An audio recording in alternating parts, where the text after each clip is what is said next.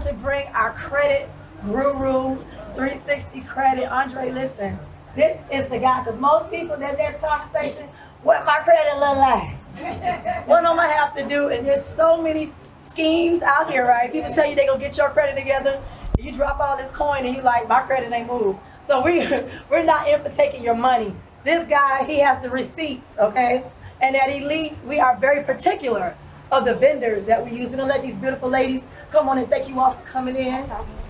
No worries, come on in. And Andre, I'm gonna let Andre Credit 360 do what he do.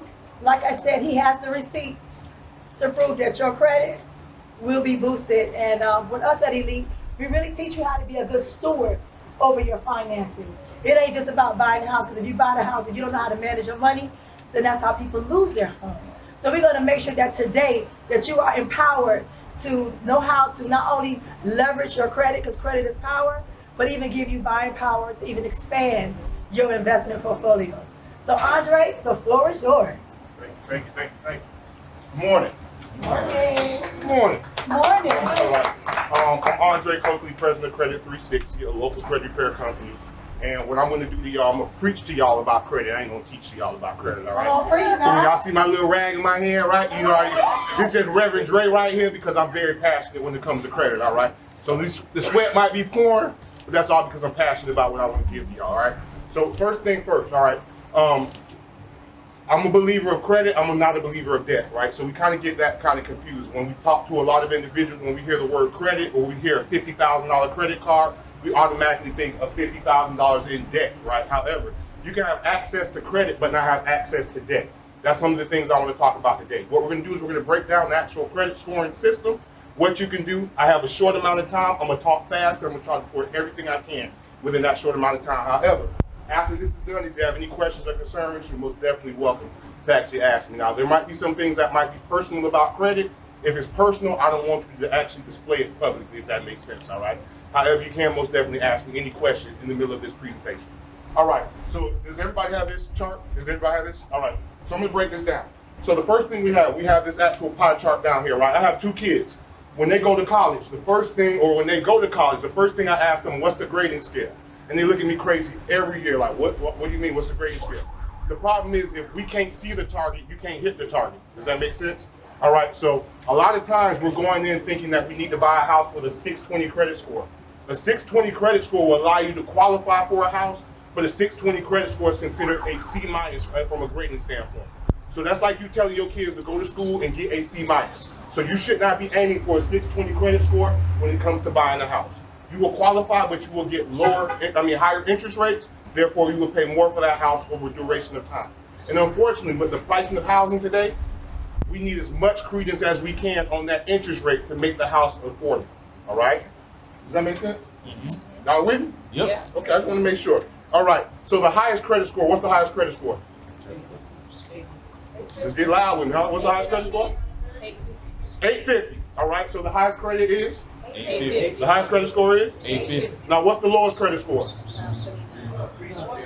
300, right? And for y'all don't know, it's on the chart right here, right?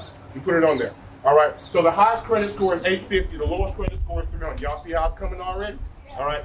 The lowest credit score is 300. What I'm going to do is I'm going to talk about those 550 points between that 850 and that 300. Does that make sense? Mm-hmm. All right.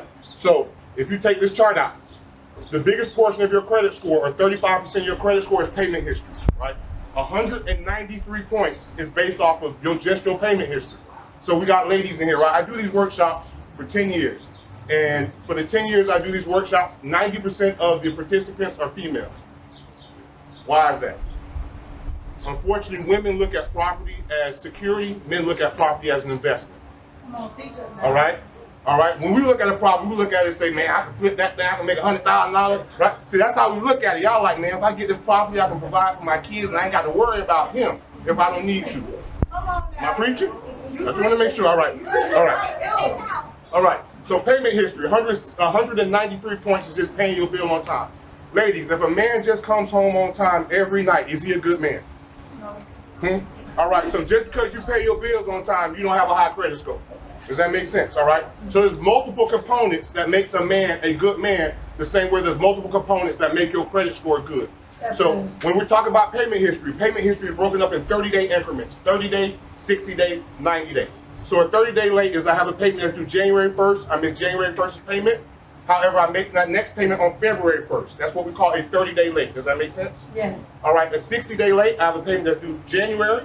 I miss January's payment. I have a payment that's due February. I miss February's payment, and then I make March's payment. That's a 60-day late. Does that make sense? Yes. All right, and a 90-day late is the subsequent where I miss 3 months. Now, I'm going to give y'all a question here. Let's say I actually have a payment that's due January 1st. I miss January 1st's payment, right? And I make February, March, April, May, June, July, August, September, October, November. I make the rest 11 payments for the rest of the year on time. How many payments late was I? I missed January's payment. I made February through the rest of the year. How many late payments did I have? 12. Huh? 12. Kind of close, but he gets it, right? What happens is when I miss January's payment, right? And I made my payment for February, what month did that go towards? January. When I made March's payment, I was always a month behind in that scenario. So even though I missed one late payment, that would be marked as 11 late payments on my credit score. All right? Whenever you miss a payment, you have to make up that payment. You got to fill the hole that you just created, right? You just can't move forward, all right? So that's payment history. Collections and charge-offs. Collections and charge-offs, sometimes paying a collection or charge-off on your credit report does not improve your credit score. Now, that might be the morally correct thing to do. You owe somebody, you pay it. But the credit scoring system does not give you credibility for correcting something you destroyed. I can't cheat on my wife, ask for forgiveness, and say, you know what, babe, I apologize. I'll never do it again. She ain't gonna go on social media and be like, oh my God, girl, I got the world's greatest husband. This dude cheated on me, he apologized. No, you're supposed to apologize. However, she might have forgave me, but did she forget? Can I go hang out with the homeboys the next day? I can't do that, right? So the credit scoring system is the exact same way, right? They forgive you for paying off the collection, but they don't forget. Next example, let's say we have a Lamborghini. This Lamborghini was in 3 accidents last month. However, we take it to the body shop. I make the Lamborghini look perfect. It looks like it just came off the showroom floor. Would you buy that Lamborghini? Nope. All right, so when you pay those collections off your credit report, please know they're still looking at the Carfax report knowing that you just had 3 accidents and that's your credit is not that Lamborghini. So when you pay off a collection report, it does not improve your credit score. All right. However, you might need to pay it for mortgage purposes. Totally different category. That's the lender saying, hey, in order for us to give you this money, we need this to be satisfied. However, you satisfying might not increase to increasing your credit score. Does that make sense? All right. Next category, credit card utilization. 30% of your credit score, 165 points, which is this category, is part of your credit card utilization. Credit card utilization is what I call the diet part of your credit. That's how you actually feed your credit on a monthly basis or a daily basis, right? So don't get me wrong. And your credit is only good as who you are for the moment. That's like me saying I was fine in high school. They're like, bro, you got a little pudge right now, bro. Right? What you used to be, it means nothing with credit. It's what you are in the moment. Let me tell you that, right? Because some of y'all, well, in high school, man, high school was 30 years ago. You ain't look like that in 30 years, right? So sometimes we get caught up on who we were, not who we are. Your credit scoring system is trying to use your past to try to predict your future. Now, a few things. Your credit score only determines the interest rate the bank gives you. Your credit report determines whether they will even give you the loan or not.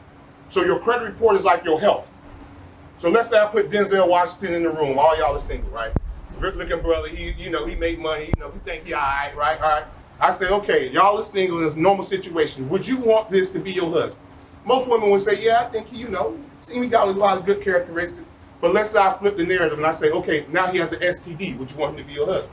Most people would say no, right? So you can look good, but if you have internal destruction, people still don't want the relationship, even though you might look presentable on the outside. Does that make sense? So I have clients who have a 700 credit score. They apply for a mortgage and get denied. However, I have a client with a 600 credit score apply for that same mortgage and be approved. And people are like, well, how is that possible? Your credit score is only how good you look. So let's say hypothetically that person with that 700 credit score could have the bankruptcy on their credit report, even though they had a 700 credit score, right? So I met a girl the other day. She said she met the world's most perfect dude. I'm like, okay, cool. So when's the wedding? She's like, this dude is perfect, but I'll never marry him. I'm like, what you mean you'll never marry him? She says, unfortunately, this dude has 5 kids, and I don't want to have no kids. Unfortunately, he treats me as good as I want to be treated, but I don't want the responsibility that comes with it. And that's her prerogative. Does that make sense? So the same thing comes from a lending standpoint. You might look good and have all the characteristics, but they won't want the responsibility of that bankruptcy that came with you. Okay? So that puts it in perspective. So when we have credit cards, you should not go over 7% of your credit limit. So if you have a $300 credit card, Andre's going to tell you you should not be spending over $21 on that credit card. I know y'all looking at me crazy. I already see the faces, right? The reason why, the second you're borrowing money, the bank is reading that as if you're broke. If I come to her and I say, can I borrow $500? I come to you and say, I got to borrow $500. Right? By the time I get in the back, they be like, boy, Dre's struggling, boy.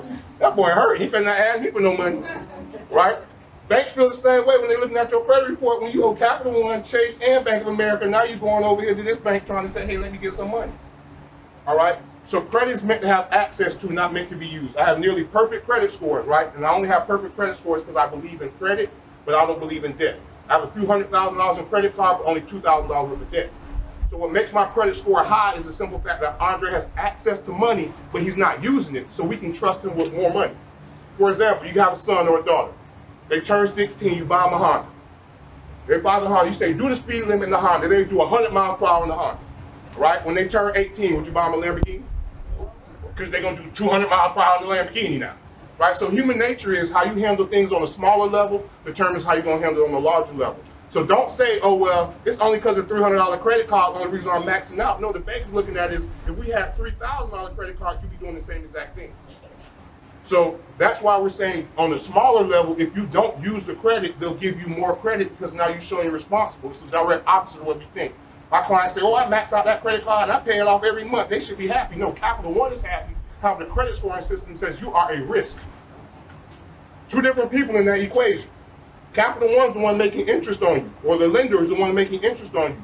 The credit scoring system is determining how risky it is, telling other people, hey, should you give her money or should you give him money? All right, so we're more concerned about the actual system than we are about the actual creditor. As long as you actually do the right things in the system, the creditor will give you access to money. All right, so what's the highest utilization on your credit card?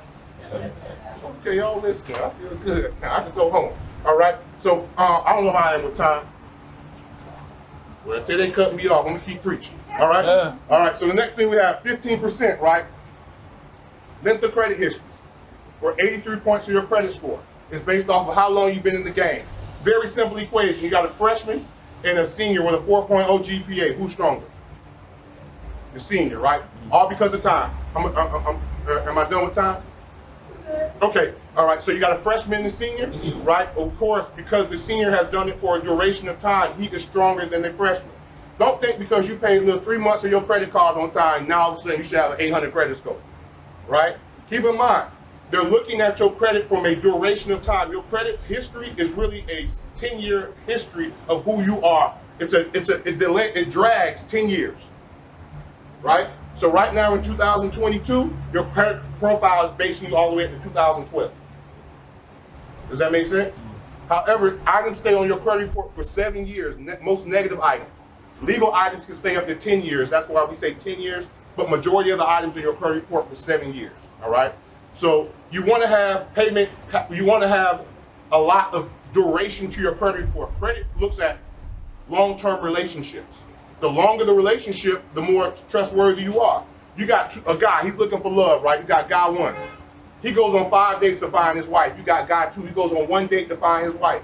Unfortunately, we think guy one is more secure than guy two because he's a choosy level. We think guy one's he's out there. Does that make sense? Same thing from a credit standpoint. So they want you to make sure that you're intensive with the relationships that you make financially. You just ain't out there sleeping with everybody financially. Does that make sense? All right. So we understand credit. We just understand it from an emotional standpoint. Credit is not, the only thing I explained to y'all was a relationship between y'all husbands, kids, boyfriends, girlfriends. It's a relationship. We just understand it in a totally different manner. This is nothing but a financial relationship. All right. Next category is types of credit history. There's 3 different types: revolving, installment, and open-end lines of credit. A revolving line of credit is a credit card. That's the fastest way to build your credit. Let me tell y'all. Having access to credit cards with no debt is the fastest way to build your credit. Stop getting these loans and these things talking about you're building your credit. When you get a loan, you're also accessing debt. If I have a $5,000 loan, I owe somebody $5,000. If I have a $5,000 credit card, I got access to $5,000, but I don't owe them nothing until I borrow that money.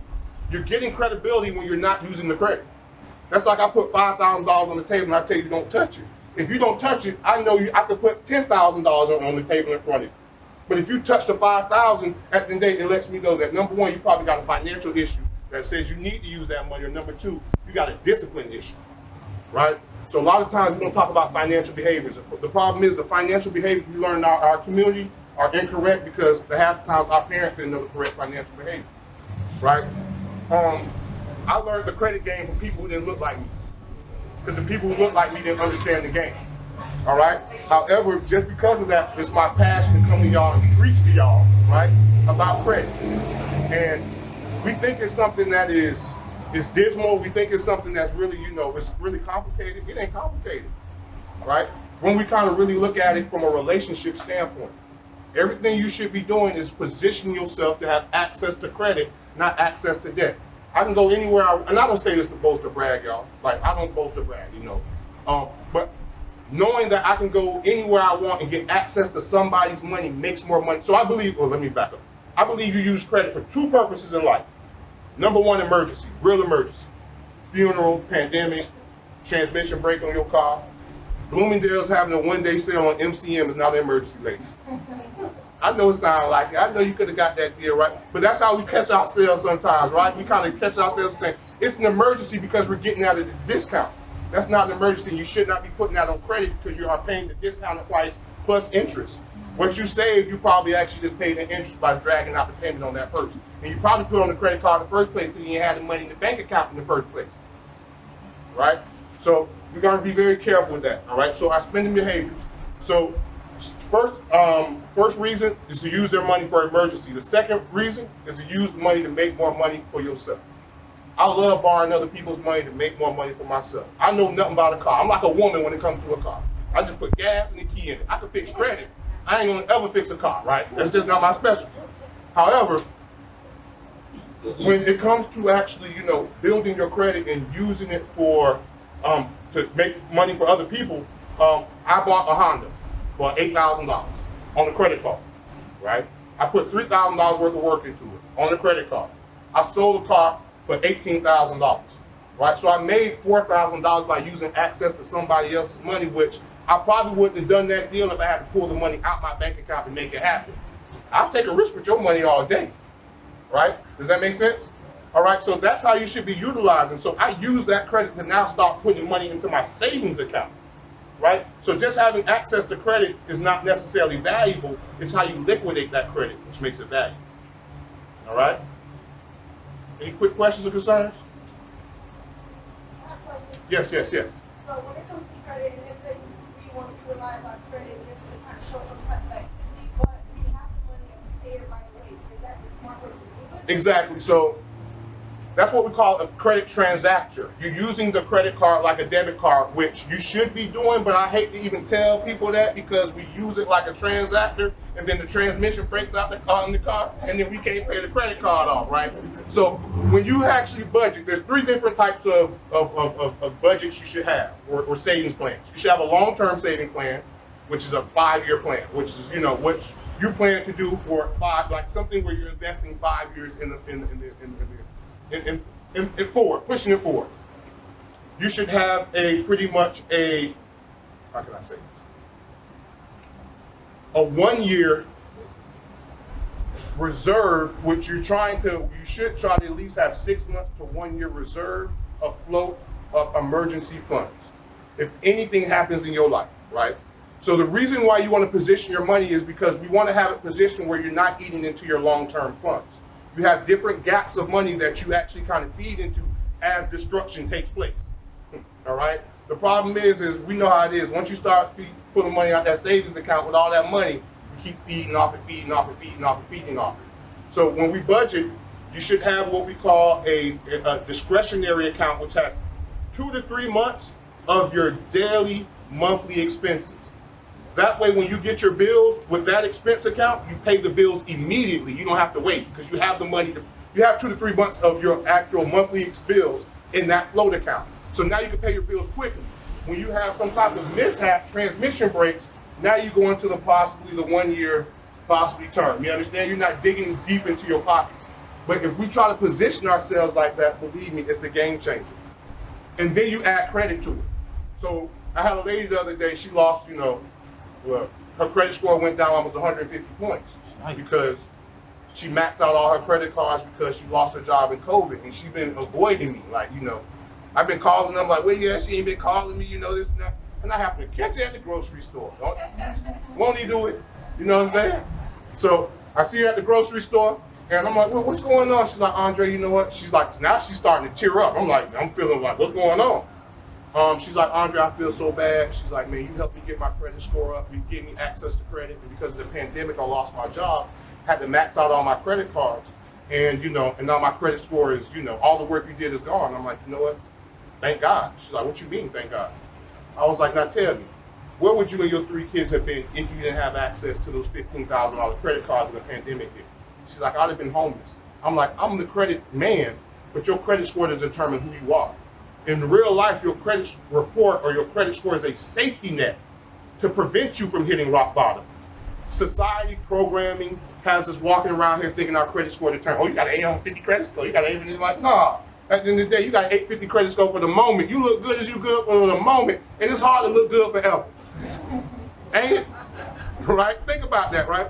So same thing when it comes to that 850 credit score, it's hard to keep that forever. It's hard to maintain good health and wealth forever. All right, so it's a process. So try to budget yourself. Use your credit cards as a transactor if you can. So when you borrow things, every credit card has an app now. If I swipe something, I'm gonna go to the car and pay it off immediately. But I just got the points for it, and I'm showing the credit card issuer that I respect the relationship, but I'm also not taking advantage of it. Right? I was a bachelor, right? I took a girl out on a date, and she ordered the most expensive thing on the menu, first date.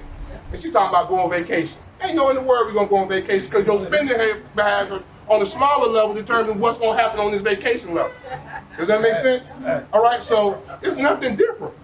It's nothing different. The same way we kind of read people and like, oh no, they just got their little $300 credit card and they maxed it out already. That's the person who actually maxed out that relationship or that first dinner date for the simple fact that they're taking advantage of the relationship. Now you feel taken advantage of. Now you don't want to give that person more, even though they want more.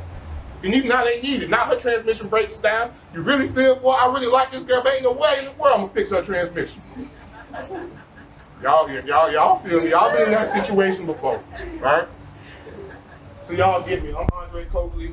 If there's any questions, any concerns, the way our credit program works is on here on the back. I'm working a little bit different than other credit card companies. Most companies charge monthly subscriptions, $99 a month, $150 a month. They normally take their time to repair your credit. What we do is what we call a pay per lead or pay per performance. To enroll in the program for the year, it's $360, just like the name of the company. The only additional cost is $50 for each collection or charge off that comes off the report after it comes off the report. So let's say you have 7 negative items on the credit report. We're going to try to get all 7 negative items off. But if I can't get those items off, you're not going to pay me anything. But let's say I only get 3 of them off. We'd only pay $50 each for the 3 that were removed. We can pay for the other 4 that were attempted to remove and didn't. It's like having an attorney, and you only pay the attorney if they win the case. But it lets you know the attorney's doing everything they can because they only get paid when they win the case. Right? However, every case is not really meant to be one. My job is to find those creditors reporting errors or not being compliant, reporting that information in the report. Just a real quick, how my actual job works is when creditors put information in the report, there's rules and regulations they have to pass. If they don't pass those rules and regulations by law, it gives you grounds to get that information removed off the credit report. For example, let's say I leave this parking lot and I get to a fight with a gentleman in the parking lot and I beat him up. However, when the actual police officer comes to arrest me, he doesn't read me my rights. I go to jail for 2 days, I get a good attorney. The attorney can prove that this officer didn't read me my rights. Even though I was guilty and I beat this guy up in the parking lot, the county's gonna drop the charges. Does that make sense? So my job is to poke holes in the compliance, but I can't make the officer not have read you your rights, right? He had to have not read you your rights in order for me to not be in compliance. If you didn't pay them people, you didn't pay them people. Right?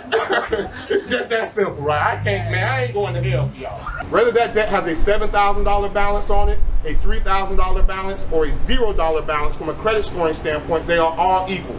For example, that's like me robbing Lawrence for $5,000, me robbing them a different day for $3,000, me robbing them a different day for $1. They're gonna throw me in the same police car in the same jail. The dollar amount doesn't matter. You a thief at that point, boy. Throw them up under the jail, right? So y'all get what I'm trying to say? So just because you actually pay that debt does not necessarily improve it. You want the debt to be off the credit report. If you knew I cheated on my last 6 wives, my 7th wife does not want to marry me because she knows who I am from the past. But I'm like, no, all my wives, we cool now, they forgave me, we friends. She's like, well, I don't care about that girl being your friend, right? So it's all a relationship, and I say that to say y'all understand credit, but y'all understand it from a different standpoint. All right, I'm Andre, I appreciate y'all, and I wish you the best on your home buying process. You know about credit and how to leverage your credit? They say cash is king, but we know today credit is power, right?